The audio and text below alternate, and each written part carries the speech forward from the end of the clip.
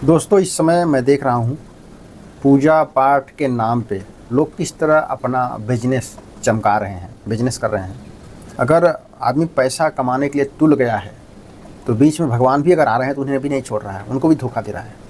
अभी मैं एक जन को देखा और वो पूजा घी लेके आ रहे थे। मैं बोला ये क्या है? बोले घी है, और मात्र 200 रुपये किलो था वो। मैं बोला क्या करोगे? बोलते पूजा करेंगे इसका।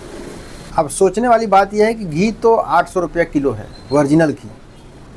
ठीक है, ओरिजिनल घी जो होता है, जो हम निकालते हैं गांव में, जिसके यहाँ भैंस है, दूध है, तो 800 से 1000 रुपये किलो है। लेकिन ऑनलाइन यहाँ पे फ्लिपकार्ट चले जाओ, अमेजोन चले जाओ, मीशो पे चले जाओ, कहीं भी अगर आप घी खरीदते हो पूजा वाला, वो आपको 150-200 रुपये किलो मिल जाता है। और उसमें लिखा रहता बकायदा कि ये पूजा करने के लिए उपयुक्त है। इसका मतलब यही हुआ ना, जो भगवान को हम दिया जलाते हैं पूजा करने के लिए, वो नकली घी के नाम पे दिया जला रहे हैं, और खाने के लिए हम 800-1000 रुपये किलो वाला इस्तेमाल कर रहे हैं। तो ये तो यही हो गया ना कि हम भगवान को धोखा दे रहे हैं। भगवान को धोखा दे रहे हैं। एक तरफ तो हम कहते हैं कि भगवान हर जगह है, अंतर्यामी है, वो सब कुछ देख रहे हैं। अगर वो सब कुछ देख रहे हैं तो आप 150 रुपया किलो वाला घी क्यों उनको दिया जला रहे हैं? दिया, अगर आप भगवान को मानते हो तो दिया जलाओ 1000 रुपये किलो वाला। कितना लगेगा? 10 ग्राम, 20 ग्राम। लेकिन नहीं, हम खाएंगे ओरिजिनल, और भगवान का जो दिया जलाएंगे वो हम खरीदेंगे 150 रुपया किलो वाला। अब ये पूजा घी जो है कि दुकानों पे मिलता है और ऑनलाइन मिल जाता है। आप कहीं भी सर्च मारोगे, फ्लिपकार्ट पे या फिर अमेजोन पे, या कोई ऐसी वेबसाइट है जहाँ ऑनलाइन सब मिलता है, या दुकानों पे चले जाओ तो वहाँ 150 रुपये किलो। कोई तो 20-20 लीटर खरीद के, कहीं भंडारा होता है ना, वहाँ भी उसको यूज कर लेता है। जबकि उसके पीछे की सच्चाई मैं आपको बताता हूँ कि उसमें लिखा हुआ है कि आप इसे खा नहीं सकते हो।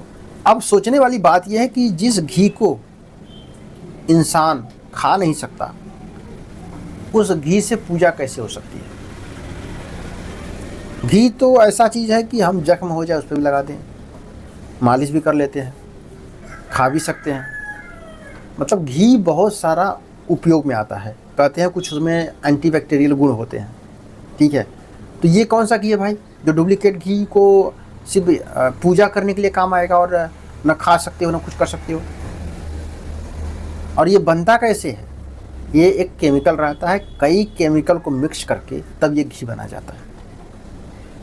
और इसीलिए वो कंपनी पहले ही बोल देती है कि आप इसे खा नहीं सकते हो, सिर्फ जला सकते हो, धुआं कम देगा और शेष कम बचेंगे जब जलने के बाद, खुशबूदार है।